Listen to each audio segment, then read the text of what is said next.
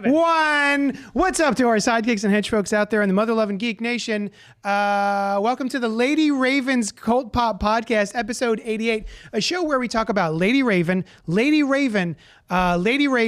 afternoon concerts of Lady Raven, and all the other thing that scratch your nerdy Lady Raven itches. Yeah, big fans. Nailed it. It's a Lady Raven fan cast. We're coming to you live from Young Junk HQ, a bomb-ass podcast production space located in Philadelphia, PA. I am your host, Johnny Destructo of Johnny Destructo's Hero Complex, located at 4327 Main Street, Philadelphia, PA 19127. Rad-ass comic shop where you come give me your money. With me tonight to talk is Alice. Guess who it is? And Noel. Who? Someone's already in the chat. Hello, it is a pleasure to connect with someone who loves games. Are you in? My Discord username is Glorious091. Probably shouldn't have read that.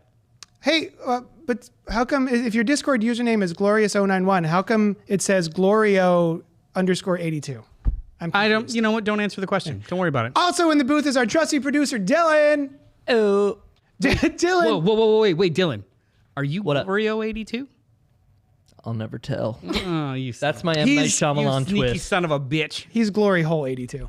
Dylan, if anyone that's watching or listening wants to know more about Young Junk HQ, the space and services, where can they inquire? They can inquire at the email that they see at the bottom of the screen from this lovely lower third made by JD so kindly. And you can email me at dylan@youngjunk.com, spelled right down there. You can't miss it. And come and make some podcasts with us. It's a lot of fun. These guys can attest. Yeah. I will attest. Because 1, the world needs more podcasts. That's true. 2, you have a voice. No True. 3. We can just make no a number podcast. 3. I was told I have a face for radio. I was told that I should stay indoors. Before we jump into, what were you told? My first podcast was very intentionally not recording my face and Oh, they images were- of myself. You weren't even recording. I was just talking Yeah, out it's loud in like- my yeah. apartment and was like, wow, people love me. Everyone thinks I'm hilarious. Everyone's applauding. Before we jump Audio into only. tonight's show, we want to thank you for joining us. If you're here with us live, feel free to comment, like, subscribe, ring the little bell notification, Jimmy John. Also, we love a little back and forth, so email us at cultpopgo@gmail.com. We have one of those. Oh yeah, we have a letter. Also too, if you're watching us live, I didn't fix this in the notes. We're talking about Trap tonight. That's our main review. Yeah. And after that, we are going to rank our Shyamalans. So if you want to participate, start thinking about it now. Your top five M. Night Shyamalan. Shyamalan Johns. I'm sorry, experiences. Top 5 M. Night Shyamalan experiences, not television, and then maybe your least favorite. I'm going to preface this with saying I'm going to talk about my top 5 later. I have only seen 6 M. Night Shyamalan movies, so do not judge my top 5. If anything, it was easier for you. It was easier for me, but I don't want people to be like, that one's in your top 5. Be like, it was a very 'cause I short saw list for me to choose from. Last Airbender. It's all Last Airbender. It's all Airbender. After Earth, Last Airbender. So we got an email from Christopher Saint Sauce. Good night. Nailed it. He wants to know who or what would be your Void team. Now, What's a void? I'll tell you what a Void is. If you were with us last week for our Deadpool Wolverine review, spoiler nonsense alert, review? the nonsense review. God, don't say that word. People were so mad at us because of the clip I that didn't Dylan made where people thought we hated the movie, even though we were ejaculating all over the movie wasn't- the entire time. Gross. You even That's said true. it. We were docking. 2, I wasn't here, and I also think it was nonsense. It was nonsense, but in a What? good way. But nonsense isn't bad.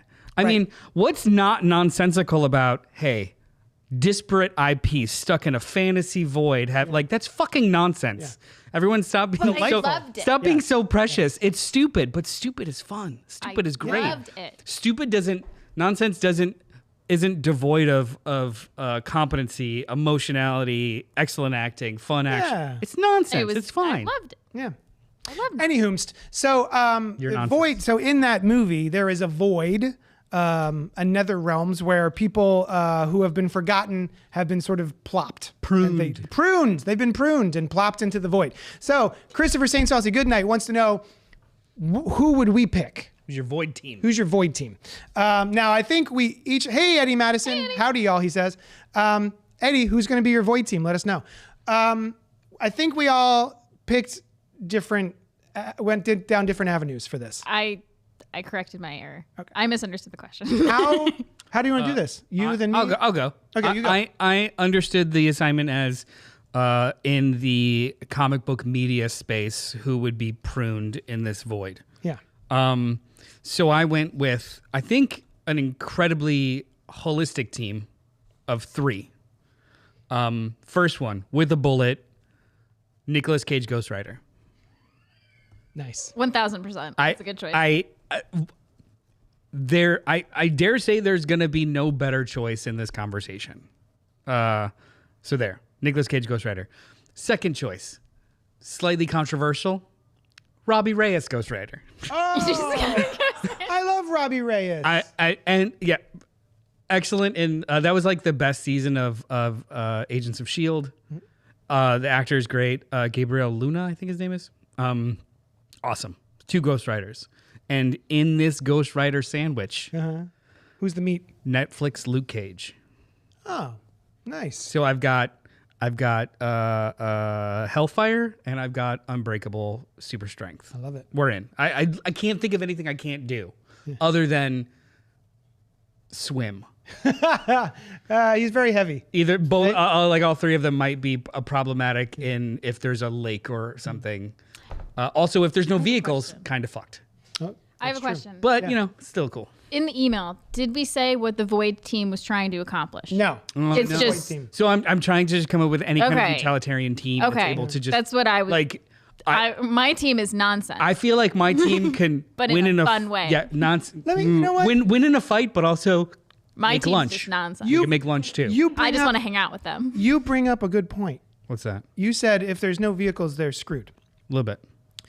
What if Robbie Reyes, Ghost Rider, gets a piggyback ride from Luke Cage? Does Luke Cage then turn on fire? No. Does he ignite? And no, somebody deep in the weeds can correct me, but I don't think that they could hellfire anything organic. They can't do like a plant and turn it into a hellfire. Like What if it was like a horse on a stick, like a stick horse? Can they Classic they could stick do horse. Classic stick So horse. we have seen a Ghost Rider horse. Not the food, by the way. Oh, wait, shit. Alice loves to eat horse on a stick. This is not what I'm talking about. I'm talking about the old timey. It's like a horse head on a stick, and you pretend to ride it. Sure. Okay. But then, you know what? I correct myself. We've seen 2 organic Ghost Riders. So like one on a horse in the Old West. That's true. And then also the Piggyback ride horse. Ghost Rider 1 million BC is on a woolly mammoth. Yeah. So I guess anything. Yeah, you could know ride a what? Luke Cage. My team just got stronger. Yeah, you're welcome. I helped Yeah. you out. Who's your Void team, Alice? Okay. Also going with a Netflix choice, Jessica Jones. Jessica Jones, love her. Great in every way. Yep. Yes. Except emotionally Broken. emotionally available. I would Not- say. fine. not a I'm good- not gonna label her as broken. Not a good just superhero. not Yeah. all there. That's fine. And then specifically Ron Perlman's Hellboy. Nice. I'm good with it. And Another Hellboy. no. Is it a Hellboy sandwich? Are you I gonna steal your idea Hellboy with 2 sandwich? characters and then a Netflix character sandwich. No. Hellboy sandwich? No. Thor, Frog of Thunder. Nice. Throg. Throg. Now, I want was the an Throg of amphibian Thunder- wielding Mjolnir. Was he? And he can swim. Is it? He can. Was he in the Void? Did we ever see him in He the was Loki in show? Loki. He was for There's like- a brief shot of him Okay. in Loki. In 'Cause a I knew that- I jar, remember in a alligator jar Loki. underground. That was going to be my next choice. I don't know if he would count because we see him in a show now. But I was originally just going to build a team of people we had seen in the Deadpool Wolverine movie. I thought we were picking from that bunch. Yeah. And then I was just going to build a team of different reptiles and amphibians. But then I got a little less nonsensical. It's nonsense. That's the actually. Is that that's the Pee-wee's word of the day? That's the Playhouse word of the day. Nonsense. Hey! Mine are, so I'm old. So I went through my childhood to try to figure out like who did I like when I was a kid and just isn't around anymore and has been totally forgotten. Number 1, Remo Williams, star of Remo Williams, The Adventure Begins. Spoiler alert, there's no further adventures. The adventure begins. There's novels, I think. Are there novels? Yeah. Is a Does it 1980. end or does it It just just keeps going in the void? in the void. There's a PG-13 film from 1985 starring Fred Ward. Mm-hmm. Kate Mulgrew, Wilford Brimley. Yeah. He had like superpowers somehow. Nope. He was a cop that was left for dead, and he woke up in a coma and then was enlisted to become like a superhero. Yeah. All it was, he had no powers. It was just intense training to be like ninja awesome. I remember a magic Asian man who would teach him how to do things like run on wet cement. Yeah. Yeah. That was it, right? Yeah, just hone your body. Yeah. Yeah. Damn. Balance on a pole kind of shit. Oh, Kate Mulgrew. Is it Catch- weird that now I want to Catch try bullets. running? I want to It see also that. has one of the best scores. Ooh. Does it? Yeah. Dun, dun, dun, dun. It's the same guy that I think does the score for The Last Starfighter, and they are both wildly similar in so much as, did you just copy your homework? But anyway, they're both great. My next one is The Greatest American Hero, which was a television show. It was a sci-fi. Sci-fi, is it really? It's 3 seasons in 1981. How's it go? Never thought I could feel so free, flying away on a wing and a prayer. Who could it be? Believe it or not, it's just me. Starring William Catt, Robert Culp, and some other people. Billy Cat. All I remember about this dude is that he got a super suit.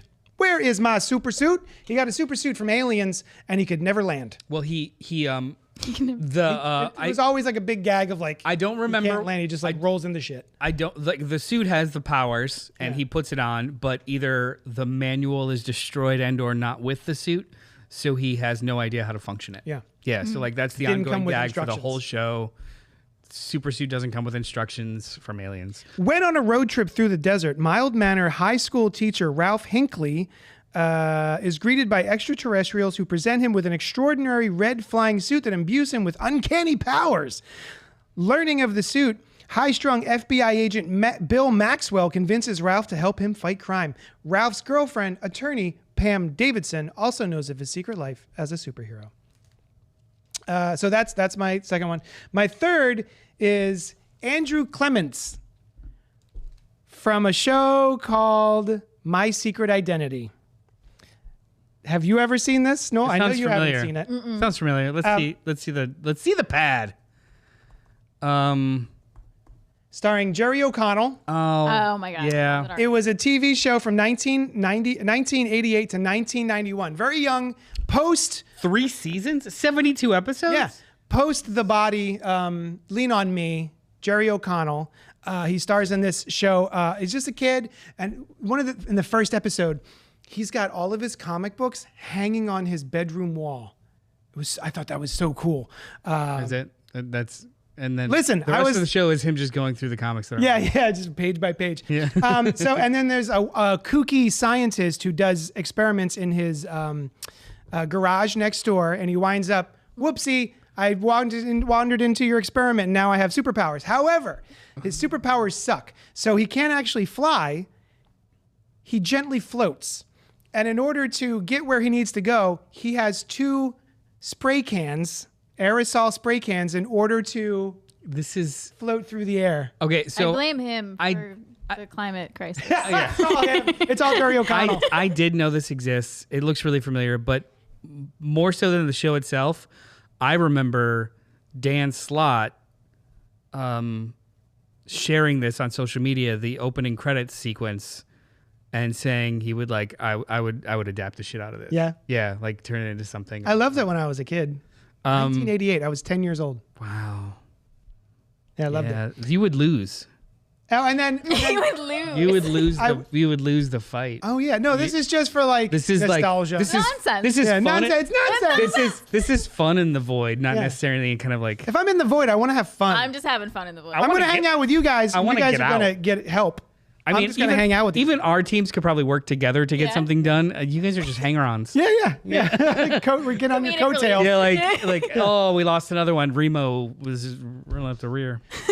And the last member of my team is all of the critters from the film Critters from 1986, horror sci-fi film. There's like how many? 3 or 4 of them? There are 4 Critters films. How many critters? A billion? From part 1? So many critters. From part 1, so a bunch of little ones, not the big one from the main course. Well, in the main course, so in the first one, they're about like this, like bowling ball size, right? Yeah, about that big. And then in the second one, they all form a giant ball of critters that roll over people. And then when they roll over you, all that's left is a skeleton. They eat See, you. now They he might eat have you. a chance in the void. Yeah. I feel like I would got eat that. I feel like everybody. you need a wow, what do we call a lot of critter, like a murder of critters? Right. A gaggle of critters. A gaggle of critters.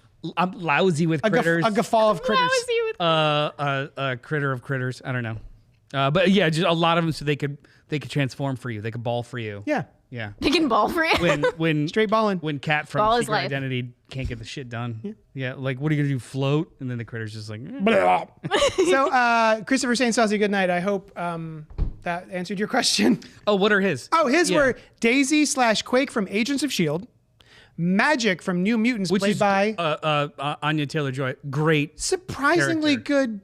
I like that movie. I don't like the New movie. I Mutants. like a couple pieces of it. Well, okay, that's fine. Yeah, it's not there's absolute good shit bits- all the way through. There's good Yeah, bits in that it. doesn't I make loved it a good movie. Polaris from The Gifted. I've never seen that. And then Alex Wilder from Runaways. I didn't see the show. I watched the first episode. Spoiler alert: he was a bad guy. Was he ever a bad guy on the show though? In the comic book, he's a bad guy. Yeah, I don't. Yeah, Pink Apocalypse says still waiting on that Buckaroo Banzai sequel. where did that come from?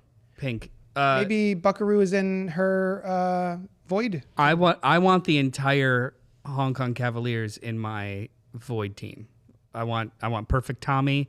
I want Buckaroo. And I forgot. I want John Big Boutte. I want John Lithgow's character. It doesn't I matter. watched that movie once and I hated it. We watched it with the Black Tribbles. It was fun. So anyway, I hope that answered your question. Hey, Cult Poppers. Hi. What's poppin'? What happened with you, Alice, this week? What was poppin' with you?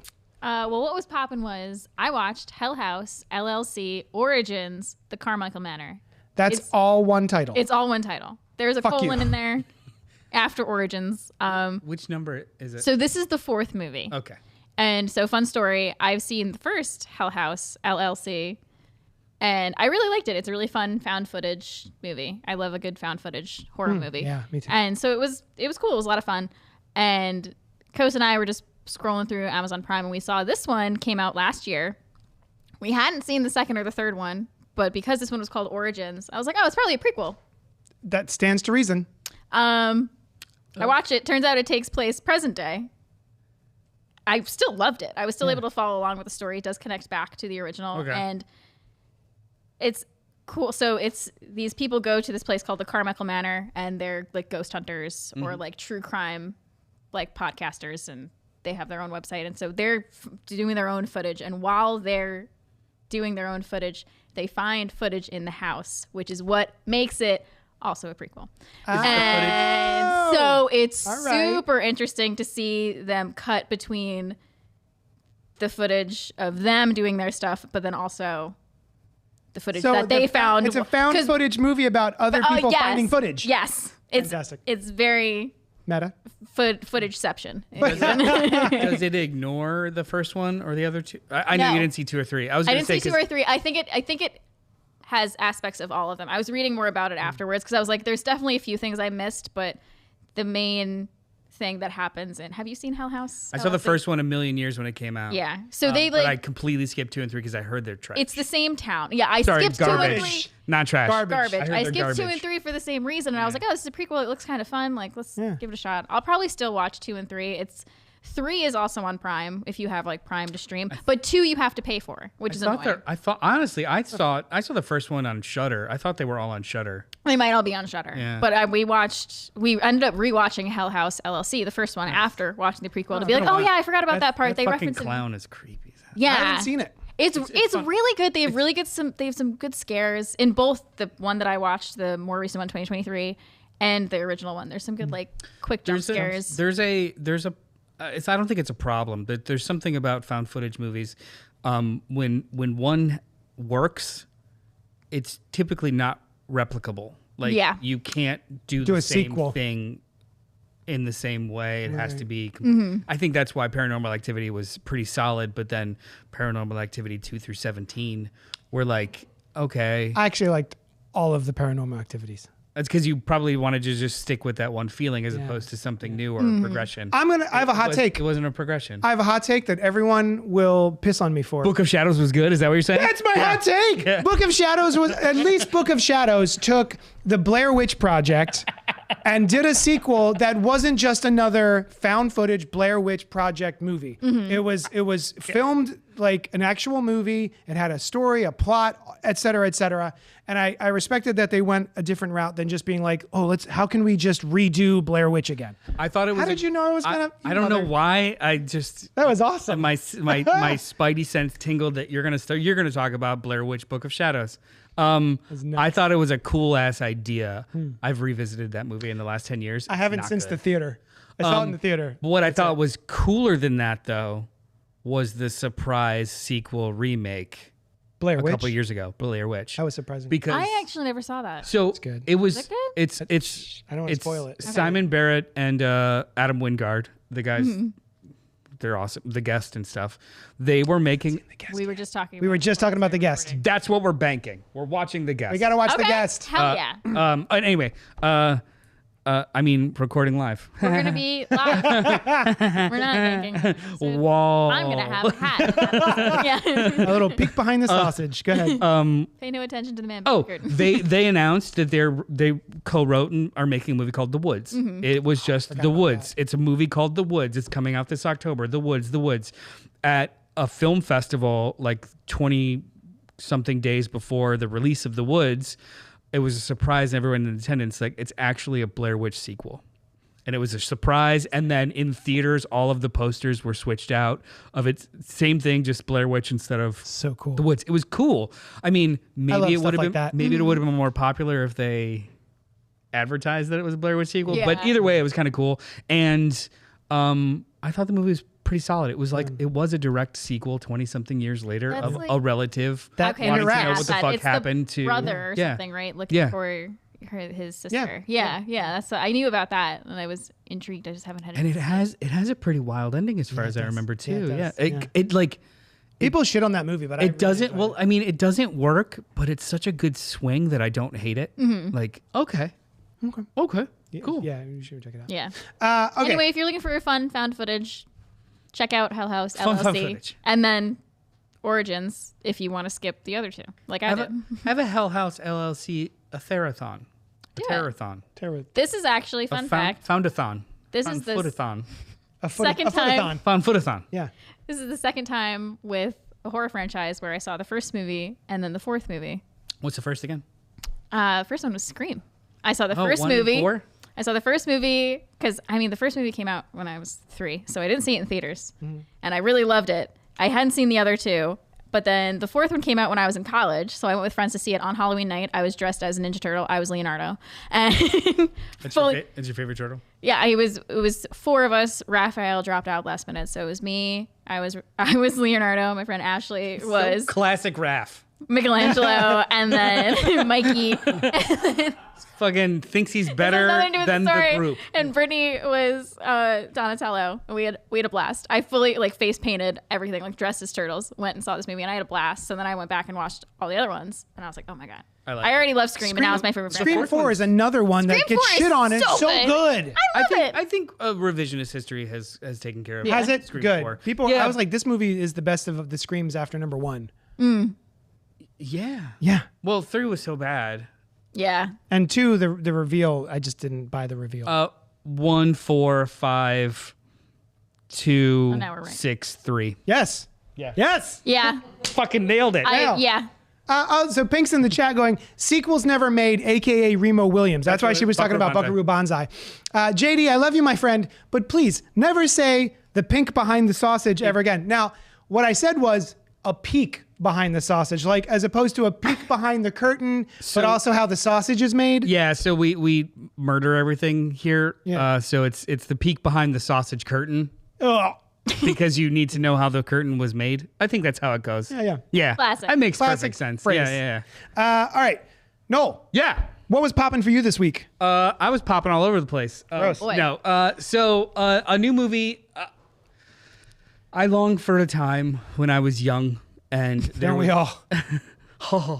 There's a new movie dropped on Disney Plus called The Young Woman in the Sea, directed by Joaquin Ronan, starring Daisy Ridley. It is about I forget her first name. Her last name is Ederle. Look it up for me real quick. Yeah, what's up? Young Woman in the Sea. Yep. Go for it is about the 1924, the first woman to ever swim the English Channel. Women weren't allowed to swim in this. Gertrude Ederle. Women weren't allowed to. It was unladylike to even learn how to swim. They weren't allowed to swim in the same places. There was no Olympic team. They were only competitive in basements and boiler pools and stuff. This young girl who survived the measles and has hearing loss is just in love with the water and goes for it. She decides to swim the English Channel, which is something that only few have done and many have died doing, and defied the odds. It is so incredibly well done. This movie's a banger. It is. Nice. It reminds me of. It made me pissed that this wasn't in theaters for any period of time. I think it was for a week special engagement because it is a very pretty looking movie. Yeah. I think the director did The Whale Rider from just Never heard of it. Incredibly beautiful movie. It reminded me of the late 80s, early 90s Disney feel good movies, the sports movies. Sure. Everything from Iron Will and Angels in the Outfield and I these. love Angels in the Outfield. There's no fantastical elements. I'm sorry. I know, but still. But the idea of just based on a true story, incredibly wonderful characters doing something difficult to Miracle? change the odds. Miracle is a really That's really good example of that. Yeah, it's that kind of movie. It, I was interested in it just because I love Daisy Ridley. My wife and I were like, you know what, we need to watch something that is nice. Yeah. And it's a 2-hour and 10-minute movie, I think. We were like, well, let's just watch an hour. Blew through it. Both of us riveted. Weren't on our phones. It is just a solid fucking movie. Yeah. Really, really, really good. So I had recently watched a movie. I also love her more now. I love Daisy possible? Ridley. Loved it. And also, Good. she just realized she was diagnosed with something. She's been diagnosed every decade something new. She's got Graves' disease. Graves. She had That's what it cystic ovaries and something else. Bunch of stuff. Ugh. But the things that she's in her teens and in her 20s and now in her 30s. Really? Yeah, Wow, it's she's got and a all whole of bunch of them. stuff? All of them are progressive to each other. It's not uncommon. So that sucks. But anyway, Sushan and I had watched a movie that reminds me of that called Naiad, starring Annette Bening and Jodie Foster. And this is a 64-year-old marathon swimmer, Diana Naiad, attempts to become the first person ever to swim from Cuba to Florida. This was awesome. If you're into stuff like this, real life people doing crazy ass shit and succeeding at it, Naiad. It's on Netflix. It's really, really good. I was really excited to see. I love Annette Bening and I love Jodie Foster, and I felt like I hadn't seen them in forever. So it was like a homecoming. I was like, oh, I'm so glad that they're doing stuff again. I'd like to see them. It was nominated for a bunch of awards too, so that is definitely on the list. Yeah. I mean, I'm not a swimming aficionado, so it didn't really appeal to me, but I love all these actors. Yeah. But yeah, I would highly recommend Young Woman in the Sea. A bunch of people are jumping in the chat, talking really quickly about Batman Caped Crusader. None of us have had a chance to watch it yet. It is on my list. Very excited too. So I can't wait. Yeah. Yeah. Maybe we'll talk about it in coming weeks because I'm definitely going to give some of it a shot. Yeah. Even though Penguin is a lady. But besides that, I hear JD, it's woke. JD. Fuck you. Next topic. No. What have you been up to? Actually- popping in the face of danger. Several things were popping this week. To jump off of we just want something nice. So we have a 3-year-old son. And we were watching Dark Matter. Yeah, Dark Matter, Apple Plus show. And he was not paying attention to the television show. And so There was a very surprising, we had no idea it was coming, shoot to the head that we did not know was coming. And he happened to look up at the exact moment that happened and started shaking and screaming. He was so scared. So ever since then, I would say maybe over a week ago, we just can't watch anything with real life humans on it on the TV. So we've just been watching cartoons.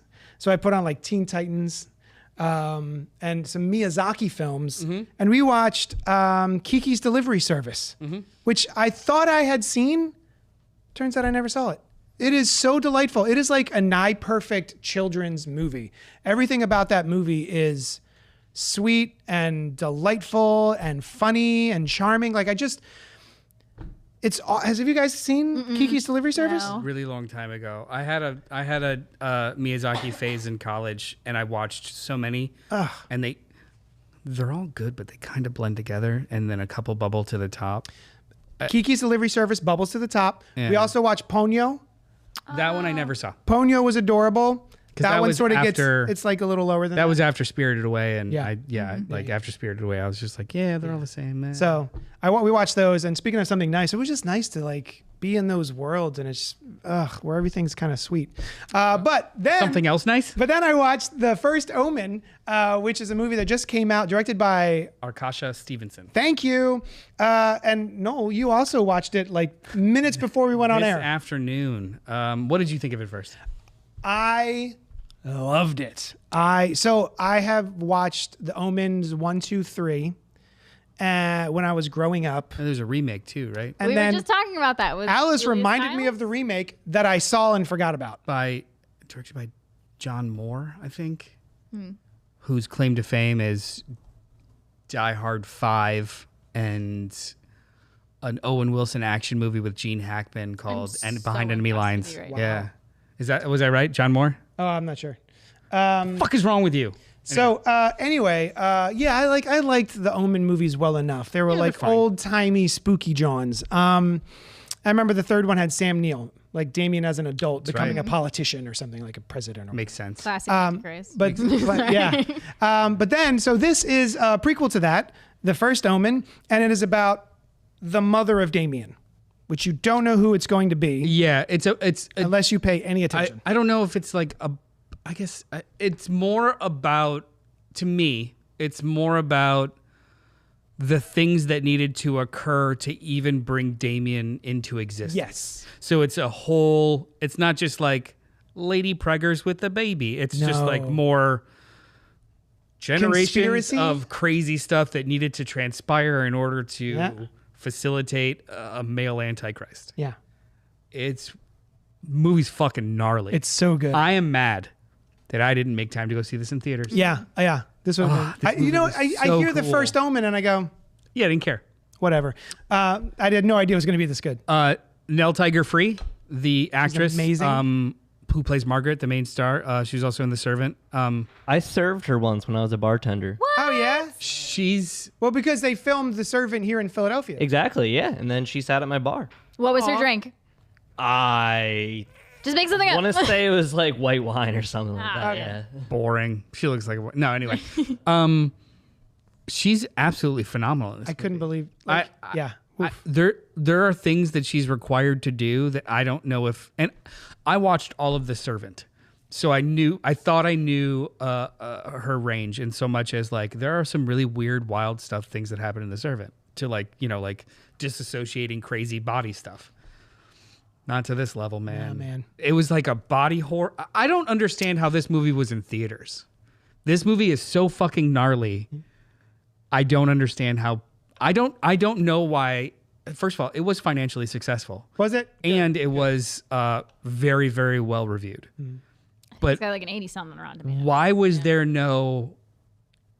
I feel like the internet didn't talk about it because why are there not GIFs of the crazy shit that happens in the movie? Why are there not like literal think pieces written about how women are treated? How this is an allegory for childbirth and just women in the church. Yeah, Like yeah. there's so much fucking in this movie. It's Yep. so good. Not so much fucking.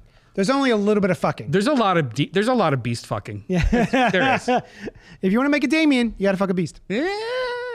But yeah, I was really surprised at how good this was. I will rewatch this more than I will rewatch any of the other Omens. Damn.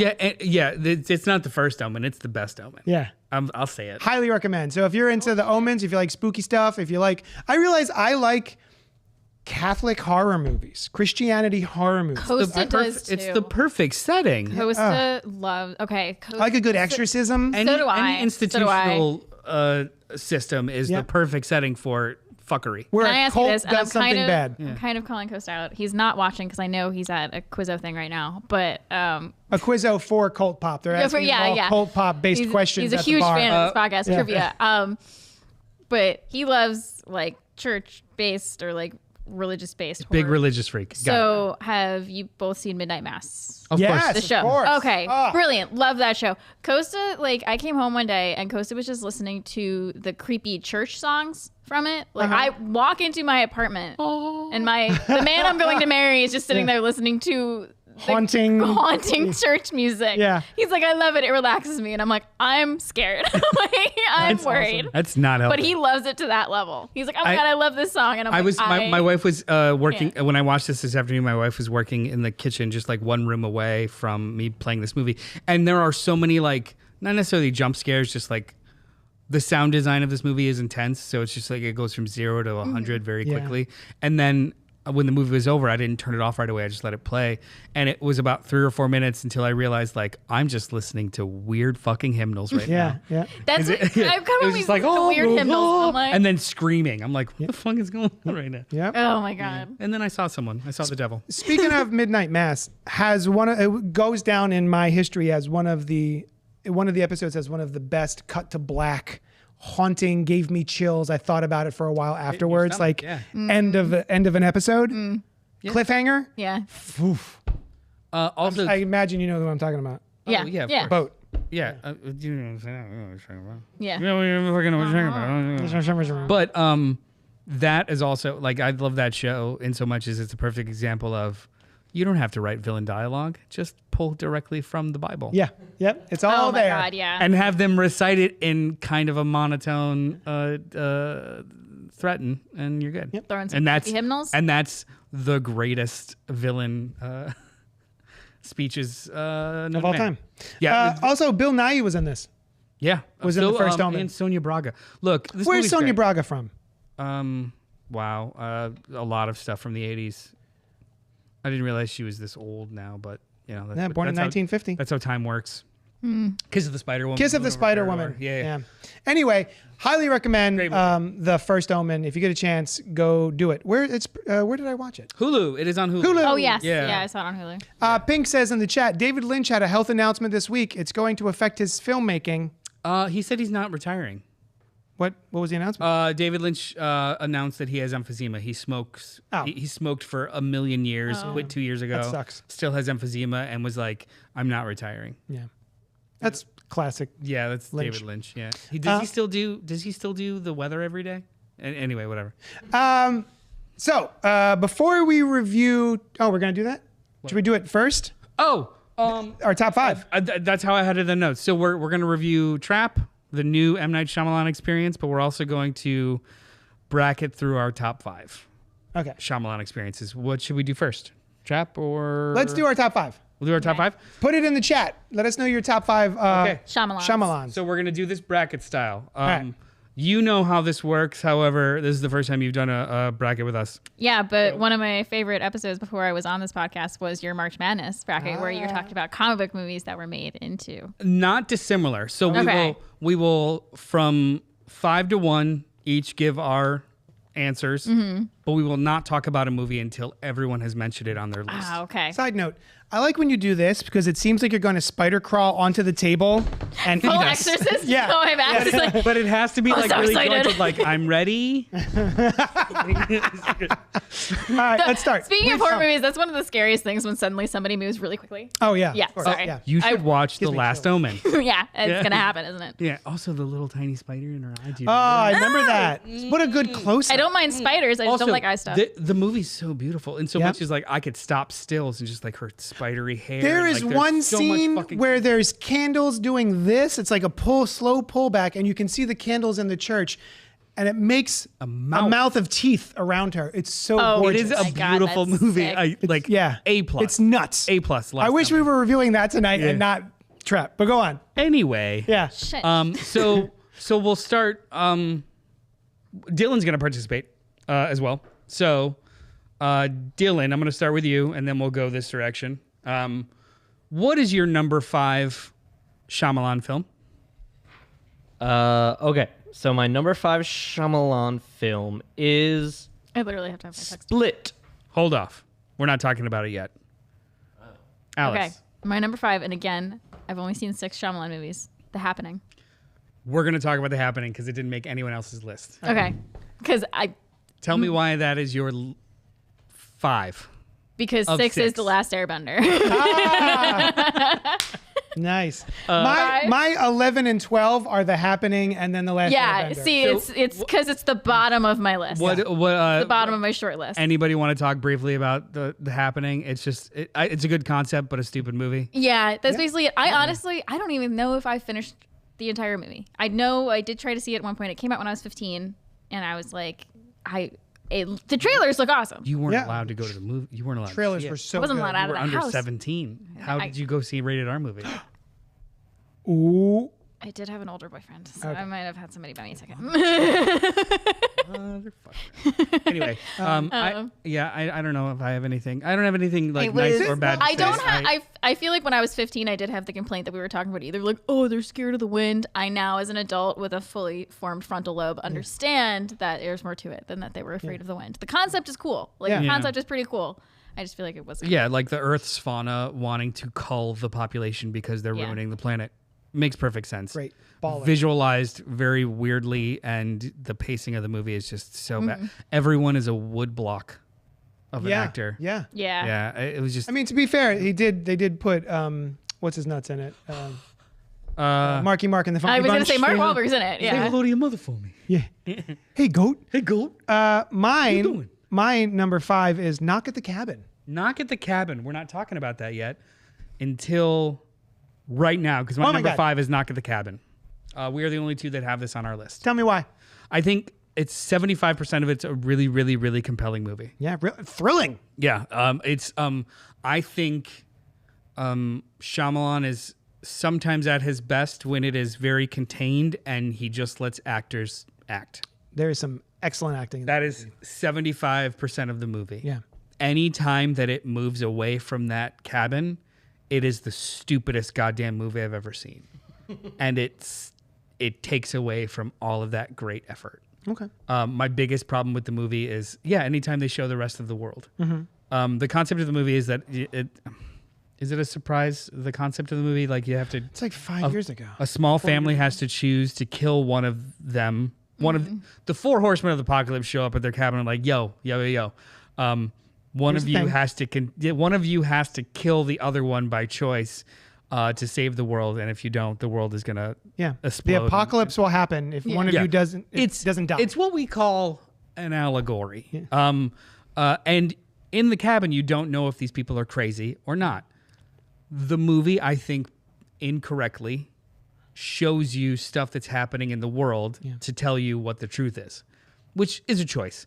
But they do it with some of the absolute worst fake news broadcast footage I have ever seen in my really entire bad, life. yeah. It like goes from an incredibly tense movie to like a day player. it didn't even look like real news footage. Like it looked like a camcorder that like it's bad. It immediately took me out because I do think that there's an art to B-roll too. Like when you're doing news broadcasts or fake television stuff, that's part of the world you're establishing. It needs to work. Yeah. When the whole movie just shuts off to that, and a fake CGI wave, and like no, Yeah. he just shot his foot with that movie. Oh yeah. Yeah. Yeah. And I like the ending though. Everything I that never has knew to how do it was with that gonna end. family, Yeah. amazing. Anytime it focused out, Not so good. no, Yeah. no. I would say it's like 80% good. I'll give you 5% more. Yeah, and okay, so we're going on to number 4. Dylan, what is your number 4? My number 4, although after we talked about it, I don't know if it's this, I don't know, either way. But my number 4 is Signs. Oh. Fair enough. We will talk about it later.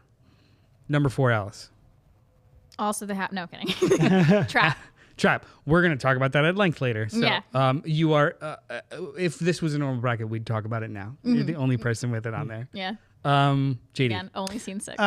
My number 4 is Split. let's talk about it. All right. I've never seen Split. I love Professor Xavier. James McAvoy. The man Yeah, has a James name. McAvoy. I love James McAvoy.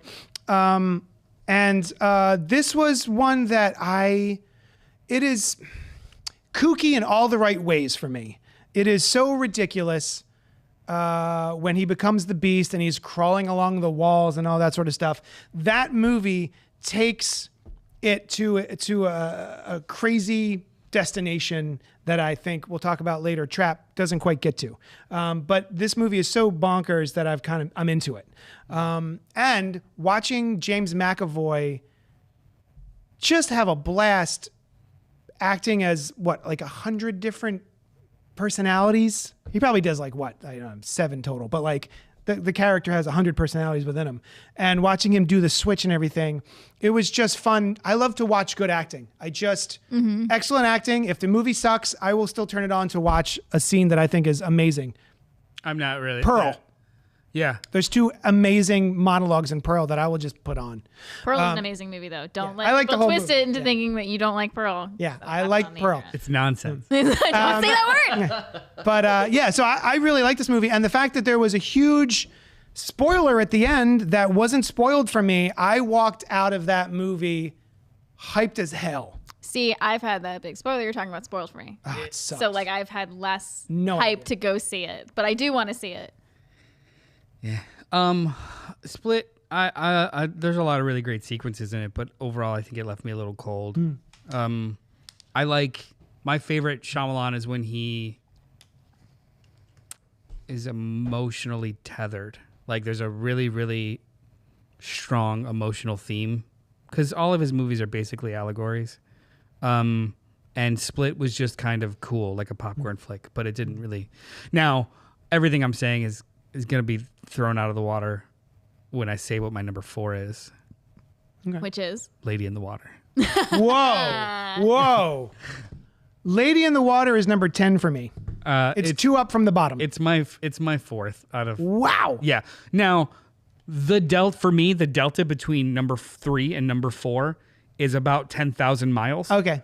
But I actually really enjoyed watching Lady in the Water. Okay.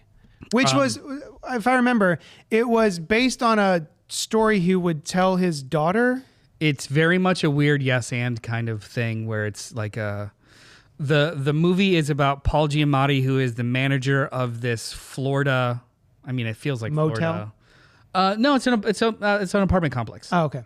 With a pool in the middle. That's why it feels like Florida. Yeah. And mysteriously, a lady shows, like a nymph type lady shows up in the water in the pool one night, afraid of these creatures that are after her, like a magical being in a natural setting. And the movie it just kind of works for me. It's very stupid. It's very silly, but it also doesn't take itself seriously at all. And I think that's missing from 95% of his Very self-serious overall. director for the usual. Because even when the movie goes like dumb, there's one character who, for science, he's a very slow person, but for science only wants to work out one half of his body to see what the difference is. I remember that. That's funny. Such a stupid concept. Yeah. However, I'm gonna start it. he takes all these disparate like quirks from characters and the side characters in the movie, and then turns it into like weird allegorical fairy tale kind of concepts for the rest of the movie because they're all a part of this fairy tale. So like they need at one point in the movie they need somebody to do something really strong, and it's just him with his good arm, and they need a kid to tell a story, and like it's a fucking fantasy. Yeah. And I think it's a little unfairly maligned, even though it's fucking stupid. Okay. Yeah. It's the first, I think it was the first movie that he was a main character, not like a side character. Was he? I don't remember him being that. He's there's an oracle in the movie, and they think it's a writer who's a movie critic. Yeah. And that character gets killed because I think he was working through something with critics. Yeah. But the oracle ended up being a small kid, and he was the kid's father, and the kid made predictions by reading the backs of cereal boxes. This is a real movie. Okay. Cool. We should all watch it. Okay. Yes. I would revisit it. I would. It's such a dumb movie. I don't know. I it's charming to me. Anyway. Pink says Unbreakable is at the top of her M. Night Shyamalan list. There's no other movie on the list, apparently. We will talk about Unbreakable. Yeah. Kevin says, I heard The Happening is better in black and white as the Silence movie. Pink says it worked for The Mist. Bless you. James McAvoy should have gotten a Best Actor nomination for Split. True. Let's keep going. Let's do Dylan, it. number 3. My number 3 is Unbreakable. Ooh. Alice, number 3. The Visit. Let's talk about The Visit. Nobody has my I never saw it. I never saw it. Actually, that's not true. Is this the one where like one of the kids is like a little white kid and he wants to be a rapper? It's a found footage. Yes. Yeah. It's a found footage movie. I forgot about that part. I couldn't get through it. Oh my god, yeah. I couldn't do It's it. a found footage. It's a You're found footage the movie. found footage queen. His podcast. Oh, yes. His rapping was so bad. I couldn't turn it off. It was. Also, That's not why I like the movie. Catherine Hahn's in it. Catherine Hahn. Oh, I love Catherine Hahn. Go ahead. Sorry. So I just went into this thinking. I remember I watched it at a friend's house. I was visiting her, and we didn't. I didn't think I was gonna like it. She'd already seen it. She's like, I think you're gonna dig this, probably because she knows I love found footage stuff. And I was on the edge of my seat. I liked, I think Pink Apocalypse said they gasped when the plot twist happened. I was the same way. I was like, oh my god. Yeah. Oh no, it was Robert Monroe. The entire audience Said when the gasped reveal at the came, same the time. entire audience gasped at the same time. It was one of my favorite movie theater experiences. See, I wish I saw it in theaters. There's a big reveal. A little bit. Yeah. It's There's a classic plot twist. It's a solid flick. It really is. Like Yeah, the reveal is wild, Robert. if I didn't know that was an M. Night Shyamalan movie, I wouldn't know the difference. Like it's unlike any of his other movies. Yeah. Because it's very. I think he's better when he's got borders and boundaries. Yeah. And it's very like contained and quick and solid and slick. Yeah. Do you know the premise of Solid movie. The Visit besides the rapper child? The two brother and sister go to visit their grandparents. Who don't get along with their mom. So Yeah. that's why the mom's not there. It's the mom's parents, and she has a bad relationship. Oh, I thought it was the other way around. I thought it was the father's parents. I'm sorry. Oh, I thought it was. No, it's the mom's parents. Oh, Is it the he's mom? yeah. Okay. Yeah, it's the been a mom's long time parents. since I've seen it. She's like estranged from them, but she wants like her kids to connect. And then with them. They wanted to. They reached out to her, yeah, right? and they so were like, she sent them to go see. And also, don't come out of your room after 9 o'clock because your grandmother's weird. Well, that wasn't it's in what the trailer. Yeah, like they say that like She's like, got night terror. She sleeps at she gets a little like demented at night, like she's early dementia, and like it's cool. Okay. And it's interesting to see it through like the mom only knows what's happening because she's only talking to the kids because she doesn't talk to her parents. Yeah, she doesn't talk to her parents, so she's like she's only hearing this through like the kids' eyes, and they're telling, oh, this crazy shit's happening, and she's like, oh, it's old people, they're just old people, and they're like, no, this seems weird, and she's like, nah, it's classic old people stuff. You're fine. Okay. It's pretty solid. I enjoy of his like of the 6 movies I've seen. It's top 3. solid. Okay. All right. Your number 3. Signs. My number 3. Sixth Sense. Whoa. We're moving. Nothing else to talk about. We're moving on to number 2. Dylan, what is your second? My second is The Sixth Sense. Alice, what is your number 2? Signs. JD, what's your number 2? Unbreakable. Mine's Unbreakable. So let's talk about Unbreakable. I fucking love Unbreakable. If it wasn't for number 1, obviously this would be my favorite M. Night Shyamalan movie. It is catnip. It is. It's superheroes, comic books, Philadelphia. Loved it. We were talking a little bit before the show. Dylan didn't realize like it came out in 2000. This is before X-Men, Spider-Man. This is before comic book movies were even a fucking thing. And we all went to go see like the new movie from the guy from Sixth Sense, and it was a superhero origin story. Yeah, man. That Done when that's seriously. revealed at the end, when he reveals what all has been going on, I couldn't believe it. So Couldn't good. believe it. It's so good. Yeah, movies. It's definitely top tier. And the reason, and also, I want to say that number 2 and number 1 on my list are docking. They're so close to each other. I love both of them. It could depending on my mood, it could. Which you know, are go either up of and them? down. Are any of them circumcised? Is a full? Well, is one's it a circumcised, sheathed the other one's doc? not. Oh, okay, okay. Yeah. And so one And can't also be the erect, reason I walked out right? of Split so like on air on clouds is because it ties into Yes. Unbreakable, which since the year 2000 I've been going, when are we going to get another Unbreakable? Like that's the origin story. Where's the rest of Unbreakable trilogy? Arguably 2 decades too late. Yes. Anyway, Not even arguably. yeah. So moving on, we're doing. What was your number 2? everything My you said number about 2 was Unbreakable? Unbreakable. Unbreakable. Oh, right. You both I think you had said it's a masterful movie. It's also I think Bruce Willis's best performance in anything. Yeah, I saw it at Spring Hill, the Spring Hill Cinema Square in Auditorium 3 on opening weekend. Movie's fantastic. It's so good. I have And all the Henry Alex Gregson Ross Wagner art. score, like everything. So good. Perfect. Yeah. Yeah. Great movie. Yeah. All right. Number 1. Let's do number 1s. Dylan, My number 1 is The Village. and you're going to talk about it. Really? All right. Honestly, I just remember really liking this movie. It's been a while since I've seen it. I just remember liking the vibes of it. Yeah. I don't know. That's all. I think I would restructure this list if I had more time to think about it, honestly. Because the more we talked about signs before the show, the more I realized, like, oh yeah, that is was a very pretty good. damn good movie.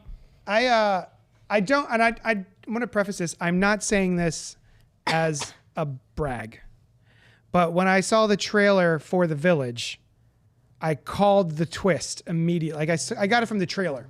Yeah, I mean, same thing with The Sixth Sense. Is the opening scene? I was like, oh, I already know what happens. Did you Like, really? Yeah, absolutely. Yeah. Did you know there was supposed to be a twist, or did you just watch the movie for the first time having no idea and Yeah, went? you were a baby. You didn't see it without baggage. You knew there was a You're twist. a baby. right?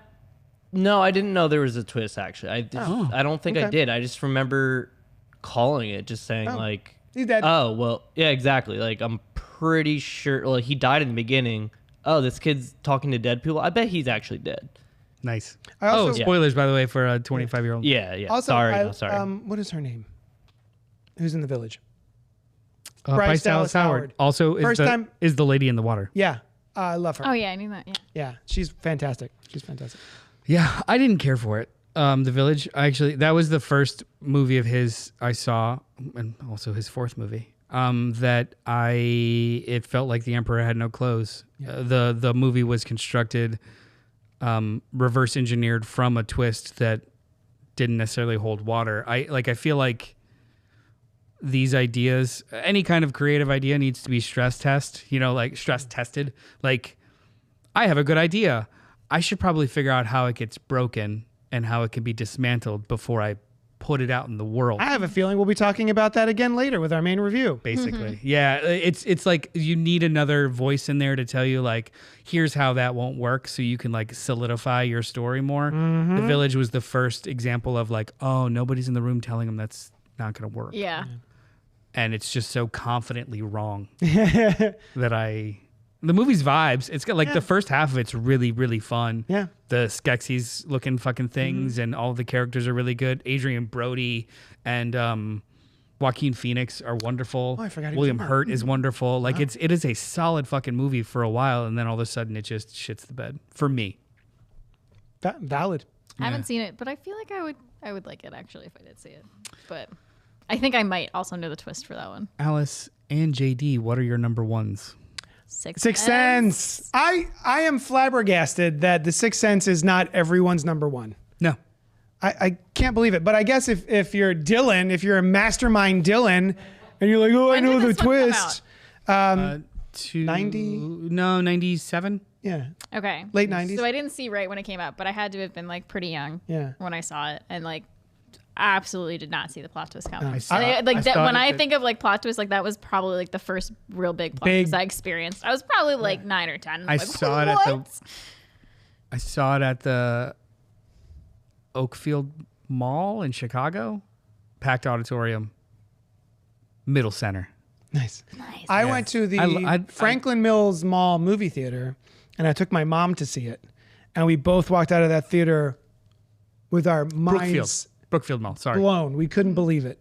Yeah, I saw it with my dad and my brother. Our thing during the summer was always going to the movies on Monday nights, I think, Fridays and or Mondays, and that was the pick because I was obsessed with reading Roger Ebert's reviews. Oh, cute. And yeah, that phenomenal. To this day, I think it holds up. Yeah, I think so. I haven't watched it's a it in a very solid while, movie. but it is solid. And I just want to say another reason why I'm biased and really love this movie as somebody who works in forensics and at a coroner's office, you get a lot of gifts that say "I see dead people" on it.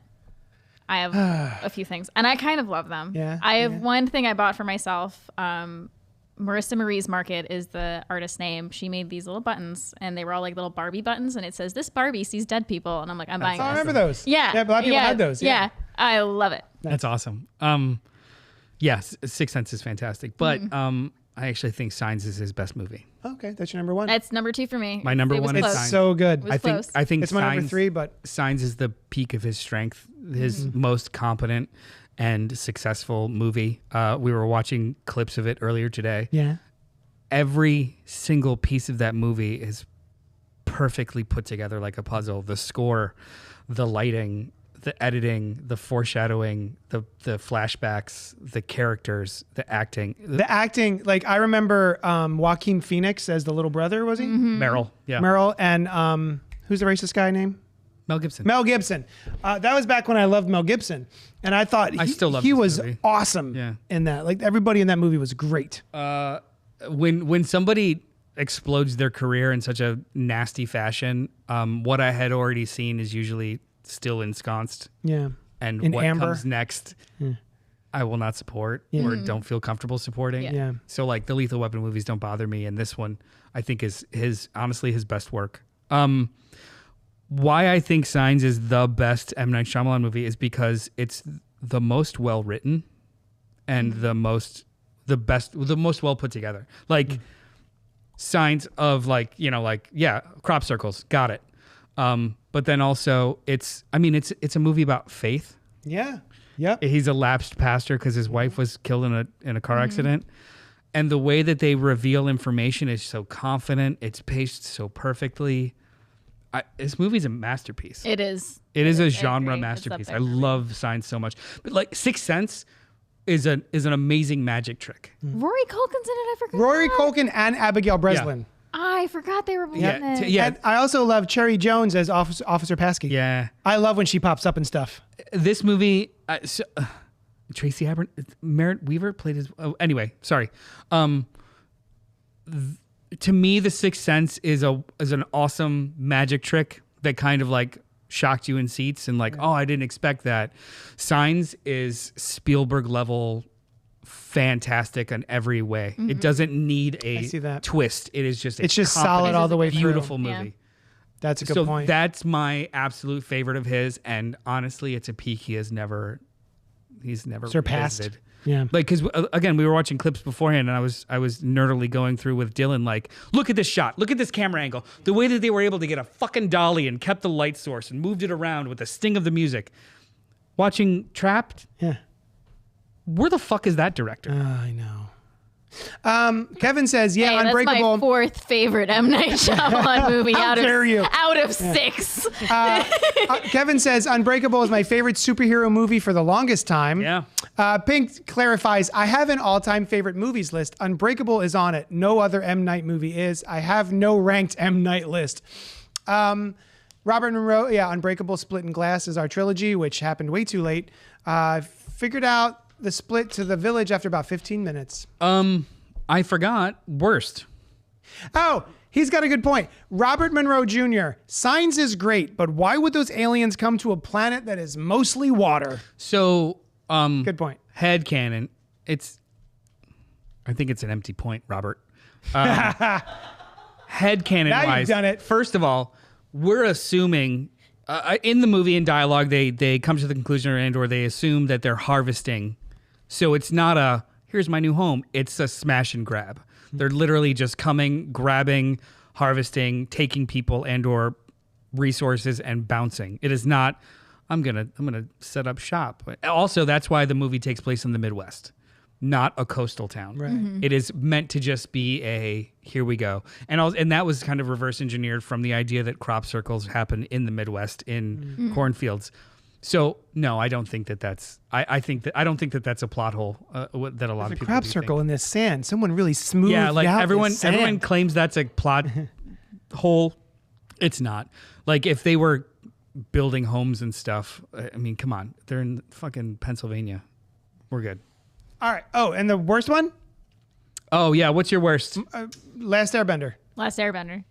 That I've seen I haven't seen The Last Airbender or The Happening, so my worst is The Visit. You're Damn. number 3. Roasted. My when I think about Glass, it pisses me off. I fucking hate Glass. Just the object, not even the movie. Yeah. You know what? The movie cuts me deeper. Ooh. Damn. than Oh. Glass. Damn. I hated it. I remember walking out feeling pretty good about it at the time.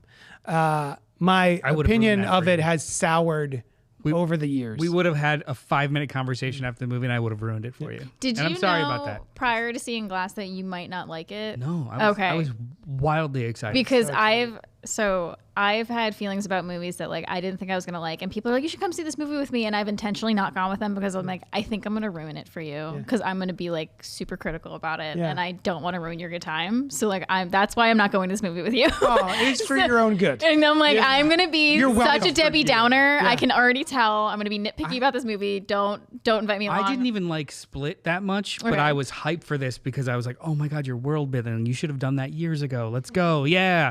But just the whole third act is an absolute shit show. I haven't seen Yes. any of these. I think everything that leads up to it is good and interesting.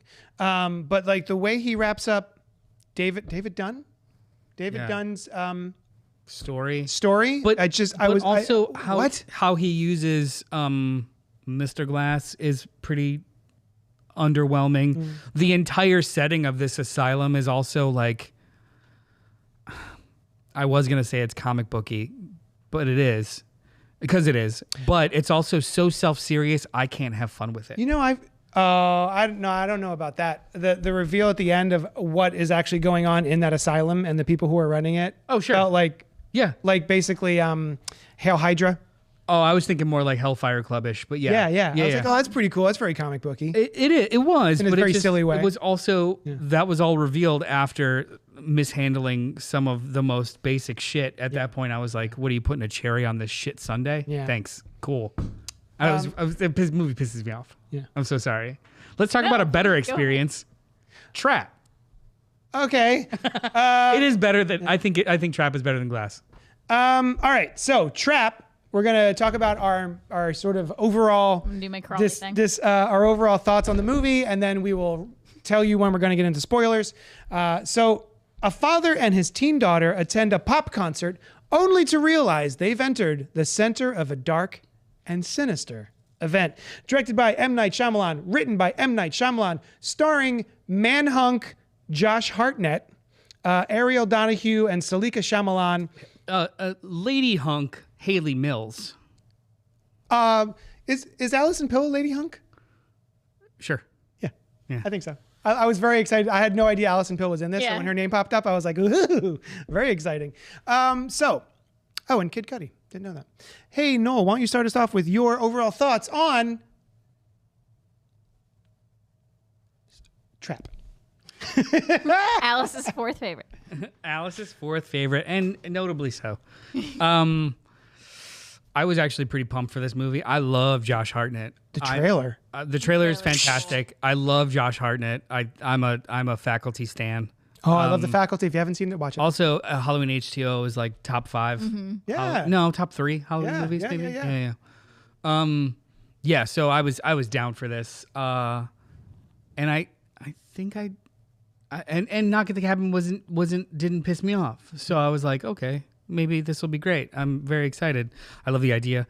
I think this movie's a mess. I think it's a cool concept that carries absolutely no water in like the world of the movie.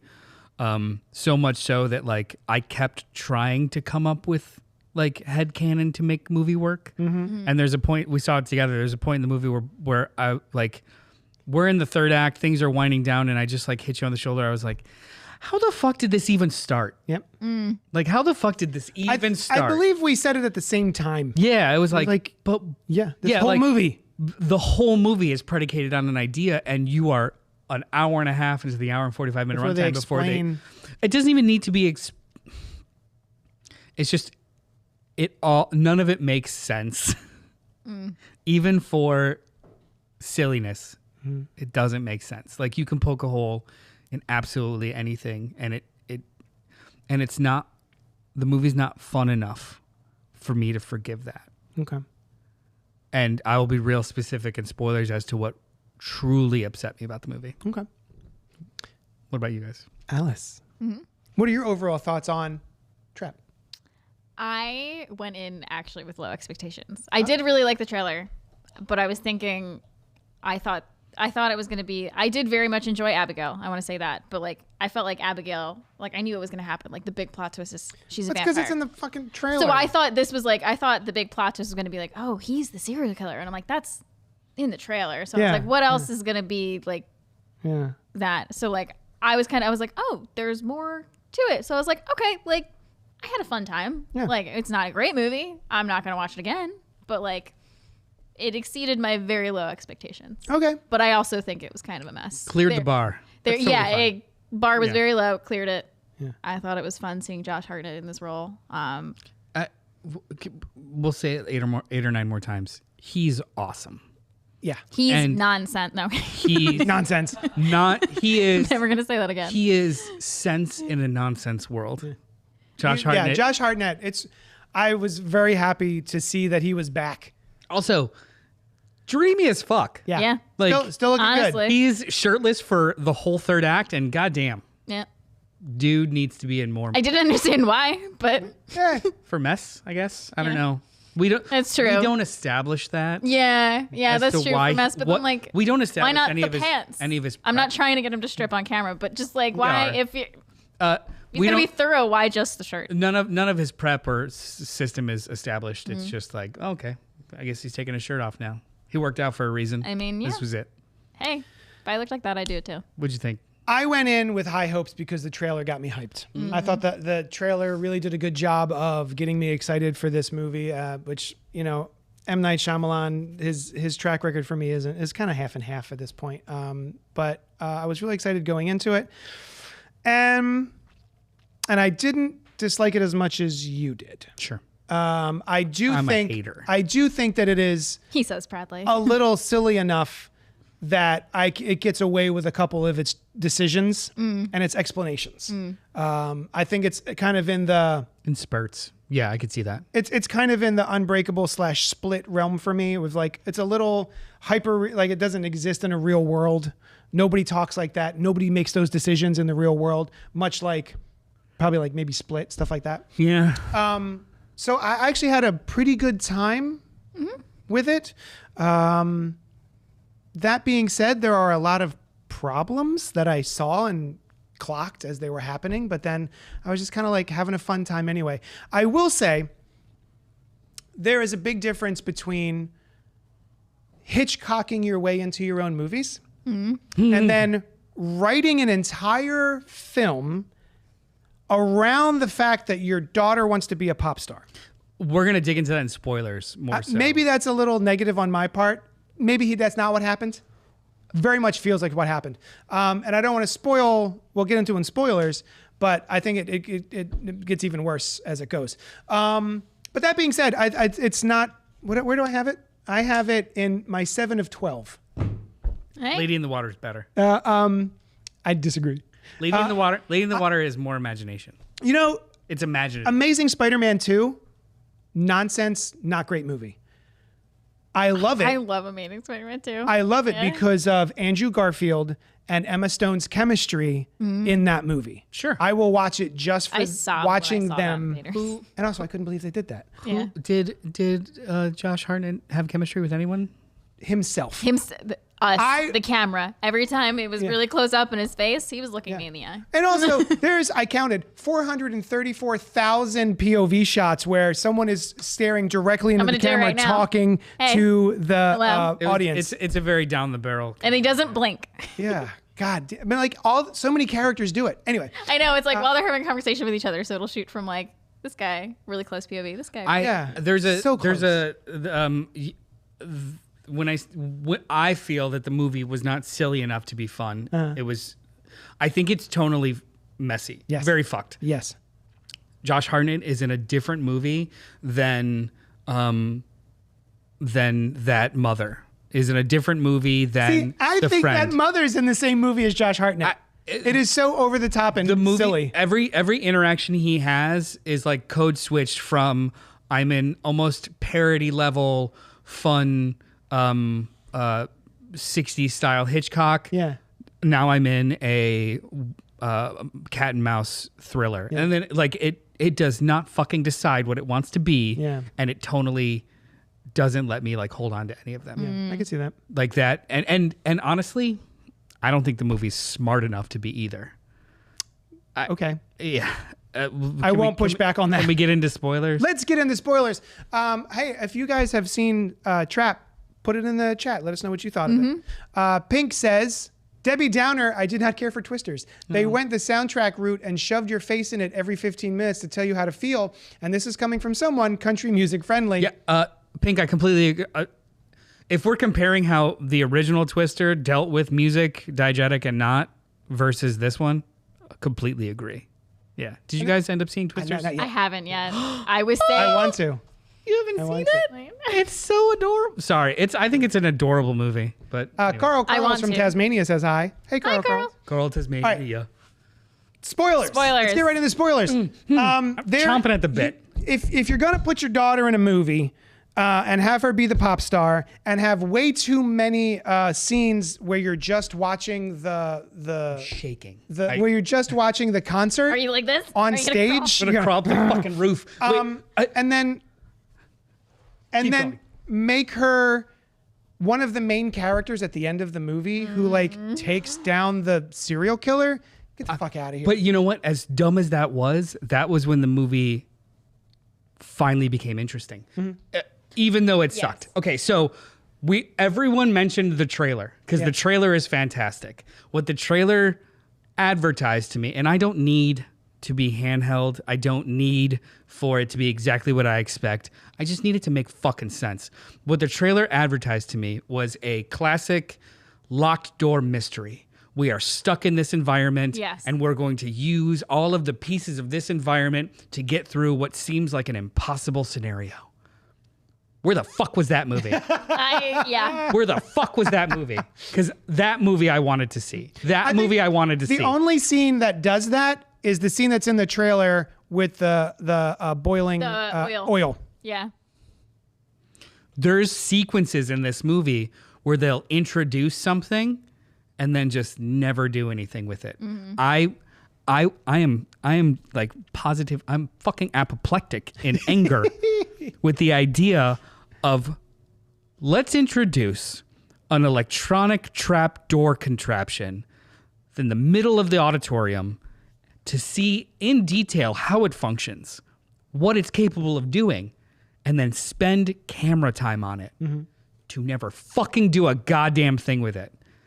And you had no. Hey, let's go down there. Yeah, and you had no problem with it because you were like, would it be crispy if we went down there? He tried to get his daughter to do it. She's like, Dad, you're being weird. You're being weird.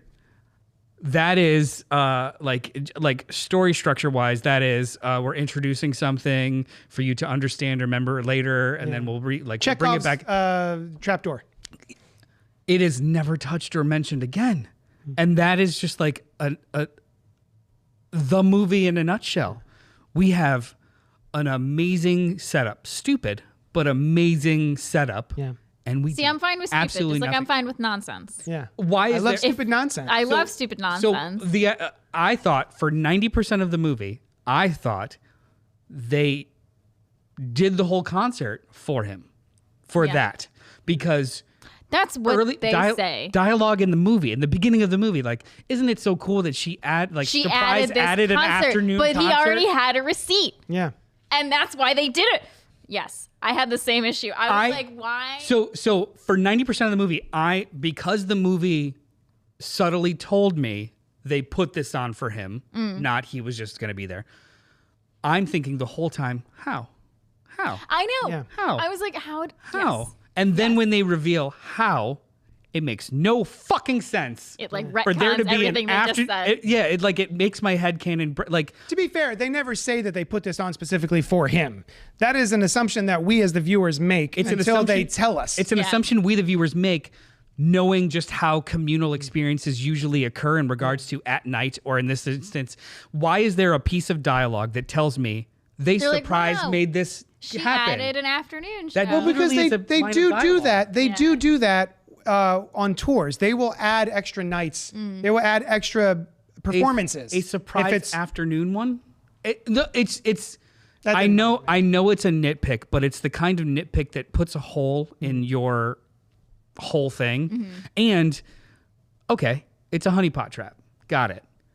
Why do you see all of the cops everywhere? yeah. Everywhere. And so this was brought up on another podcast, and it didn't even occur to me, but yes, their plan is to interview all 20,000 people individually? No, just they had. Just the 3,000 men. Oh, sorry, no. just the 3,000 men in what? A If you- 2-hour span? And If they're you remember- also going to security background check all of the male employees again. if you remember, there are certain markers that they're looking for. It is a white guy this old. He's got a tattoo. Blah blah blah. Okay, like they're not every man. But they did say other people at the scene. They're like, well, people at the scene either said they saw someone, it was a guy in his 60s, or it was a guy in his 30s with a tattoo, or it was a black guy this age. So I'm like, they have no idea. I'm yeah. like, I think of, and like it's just the concept itself. I think of amazing pieces of genre like Die Hard. I'm stuck in a small place, Right. and I need to figure out little creative ways to yeah. get to my goal, including a radio. Yeah. And then at first it's learning information, but then it's playing with people. Yeah. We see him pick up a radio. I'm like, oh fuck yeah, let's go. Yeah, he got all the he does security is tag, learned the code word. he tries 2 Employees. doors, and then all he does is listen. Also, who soliloquies intent over a radio? See, like that's- what that's- the fuck is happening? That's another part of this movie that felt like it was being silly. Yeah. The profiler who's barking orders to all of the different officers. You go down here and he's going to be doing this, and I know this guy inside and out, even though I've Gonna never met try him. to start a panic. Yeah. He's gonna be the only one. that Not was silly panicking. enough. that sequence in the hallway was awesome. And he's about to hit the thing, and he goes, "Ah, shit." yeah, that was That was silly funny. fun That to was me. fun. That was funny. That was really. And then his daughter shows up and stuff. A movie of him like keep trying things and they keep failing. Yeah. This was long sequences of music, and I wanted A less half-assed- music, more attempts. more cat and mouse. I used the space. He doesn't use the space. I do want to push back on your trapdoor thing. Whereas you thought it was Chekhov's trapdoor and you thought it was going to be coming back later on. To me, I was reading that as a moment of tension of it's open, it's right there. But I have a kid. My kid is right here. I could be out of here. But the fact that it also makes a statement about he actually is a good father. He does actually try to tamp down this thing inside of him when he's with his family. There is a dichotomy within him that he is struggling with his entire life, and he really does care about his daughter. he genuinely seems like he's excited for her to be there to see this. Oh, yeah. And he's enjoying her enjoyment of it. Sure. And as a father, get it. So that sequence where he's watching it lower and he's like, fuck, I can't get in there. And then I never thought I was going to see it again.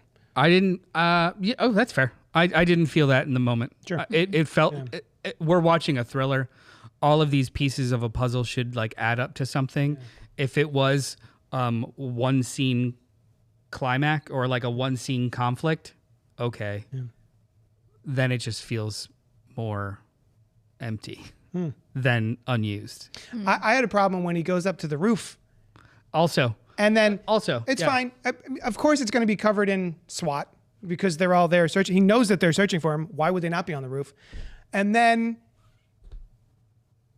the wallet. He happens to find the card he needs. The exact thing they're in the apron.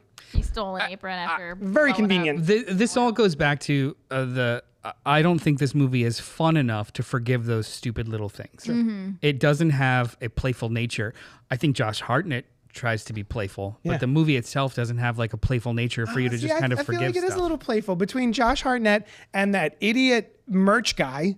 Oh my God. And the silly mom who's like making threats. Who grabs like 2 shirts. Yeah. He's like, I got to go back and restock. I'll get you one. And then on his way back, he brings like 3 shirts. For a giant concert. I wish I liked this more. I think it's a great concept that somebody else would have done better.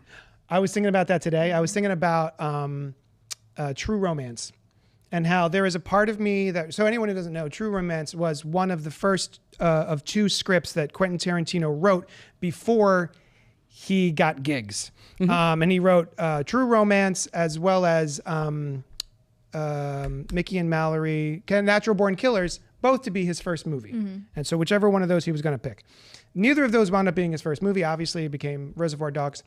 But who directed True Romance? Scott? Ridley Scott? Tony Scott. Tony Scott. And all these years, I've been going, man, I wish I could see the Quentin Tarantino version of True Romance. But I've come to the decision, no, I don't. I love that movie so much. Tony Scott crushed it.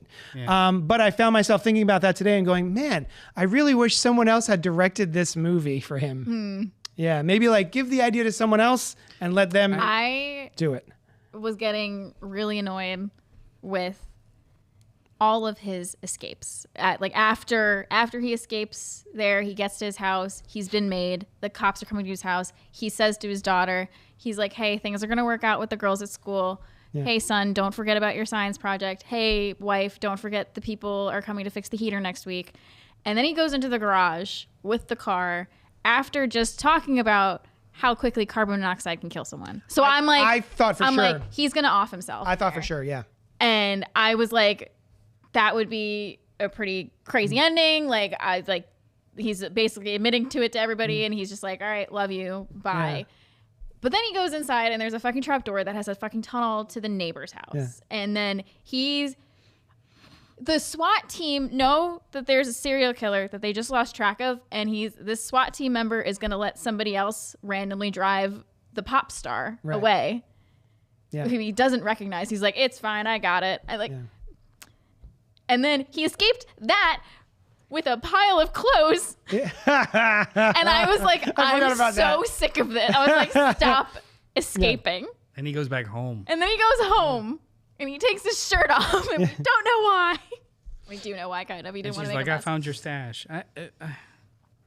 What did we feel about the Allison Pill revelation? I think her whole the reveal. Yeah, the fact that Allison Pill shows up 20 minutes before the end of the movie, all of a sudden he's got a wife. But just that reveal. Because I thought she was going to be in on it. I thought the reveal was going to be after the cops leave and he returns home. Bodies in the basement. I was like, yeah, she's part of it. Somebody else brought this up, but I think that whole second half of the movie is why this movie's so messy, because the antagonist changes like 4 times. Mm-hmm. Like it's like 7 bad movies in one. The pop star becomes the central antagonist or protagonist. I guess he's the antagonist. He's the antagonist. I mean, how you looking at it, who you want to win. That's true. Yeah. She becomes the central protagonist, and then not anymore. Then it becomes his wife, and then but then the profiler, but then the wife again. Yeah.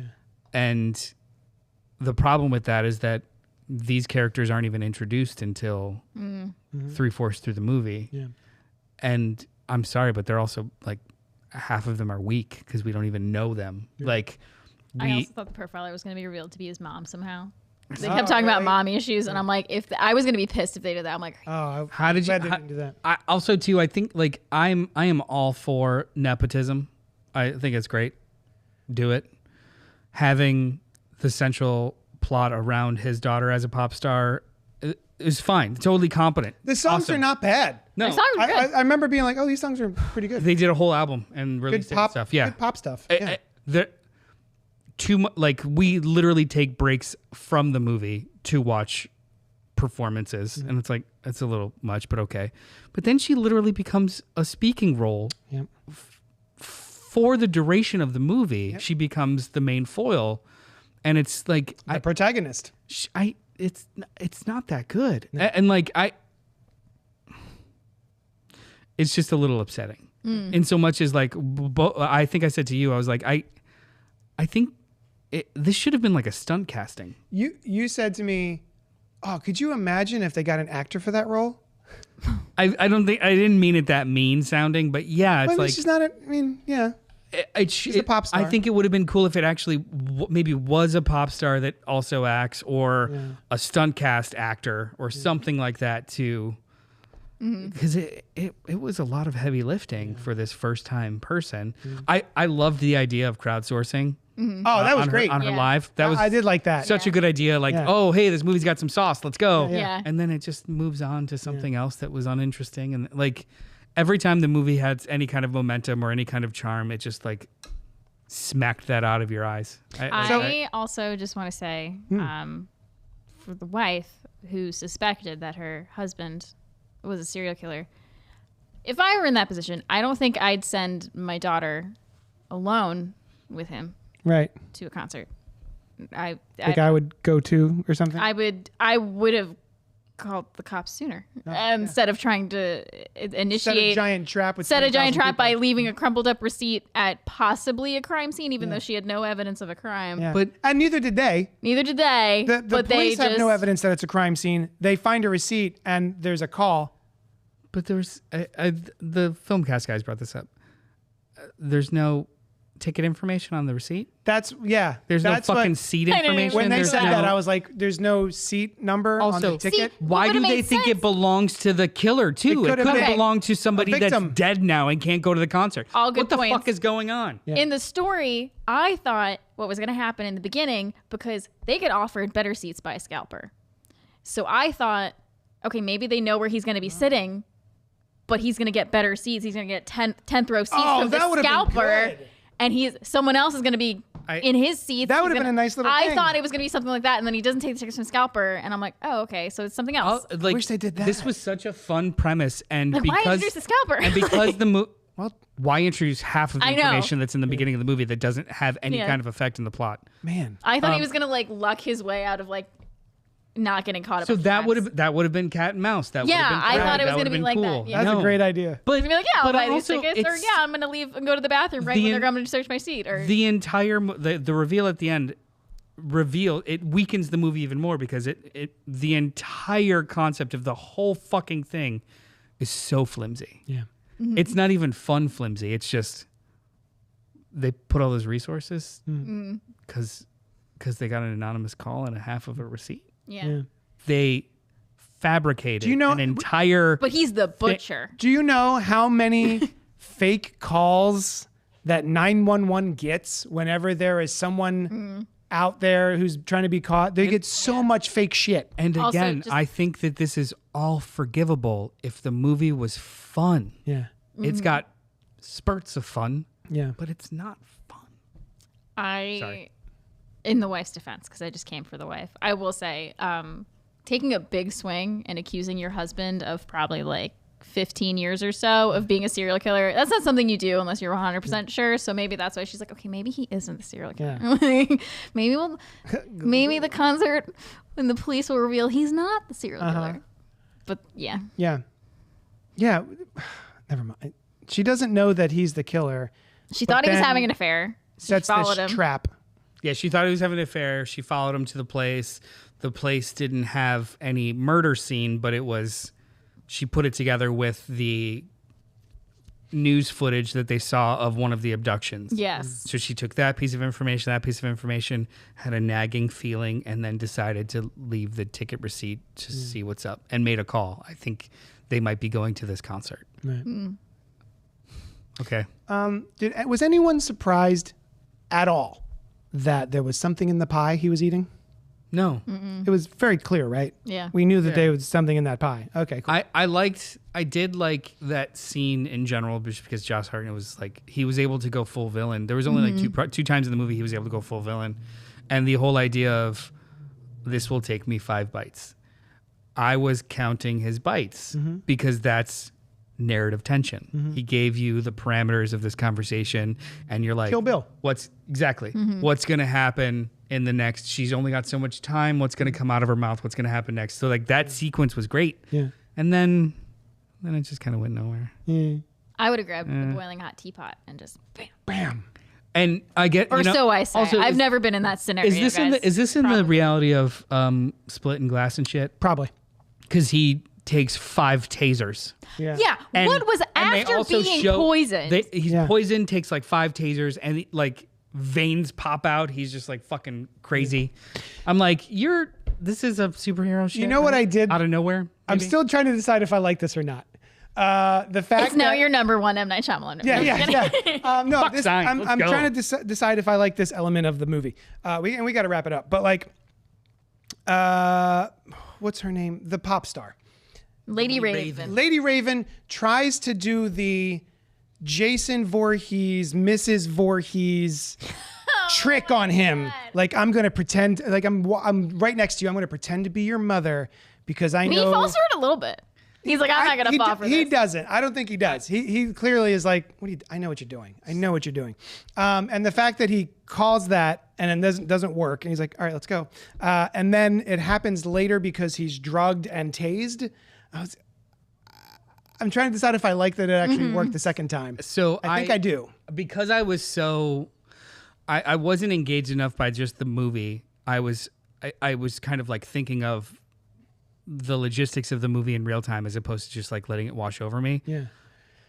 When she started doing that in the car, all I thought about, I was like, this isn't going to work in this moment. That's fine. But all I thought about was old profile lady giving like PowerPoint presentations to staff, arena staff, and how fucking weird that probably was. And like, I just kept thinking of the dumb logistics possible for this scene to even happen because I was checked out of the scene.